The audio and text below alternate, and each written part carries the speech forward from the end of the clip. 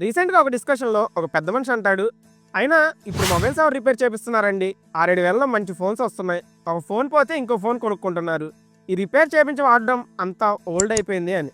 ఆ మాట అయితే నిజమే కానీ, అందరికీ మొబైల్ అంటే మొబైల్ మాత్రమే కాదు, వాళ్ళ కంప్లీట్ డేటా స్టోర్ చేసి పెట్టే ప్రైవేట్ హార్డ్ డిస్క్ అవ్వచ్చు, లేదా వాళ్ళ వైఫ్ ఆర్ హస్బెండ్ ప్రేమతో ఇచ్చిన ఫస్ట్ గిఫ్ట్ అయి ఉండొచ్చు, లేదంటే వాళ్ళ పేరెంట్స్ ఇచ్చిన చివరి గుర్తు కూడా అయి ఉండొచ్చు. అయితే ఈ 6, 7 వేలు ఒక ఫోన్నయితే రీప్లేస్ చేయగలవు కానీ, వాళ్ళ మెమోరీస్ అండ్ సెంటిమెంట్స్‌ని అయితే రీప్లేస్ చేయలేవు. ఇక్కడ వీడియోలో కనిపిస్తున్న ఈ మొబైల్ మోడల్ వచ్చేసి వన్‌ప్లస్ 9 ప్రో. ఇది వాడుతూ ఉంటే సడన్‌గా ఆగిపోయింది. అందరిలాగానే సార్ కూడా కొత్త ఫోన్ కొనగలరు కానీ, వాళ్ళ పాప ఫస్ట్ బర్త్‌డేకి తీసిన ఫోటోస్ అండ్ మెమోరీస్ అన్నీ ఈ ఫోన్‌లోనే స్టోర్ అయ్యి ఉన్నాయి.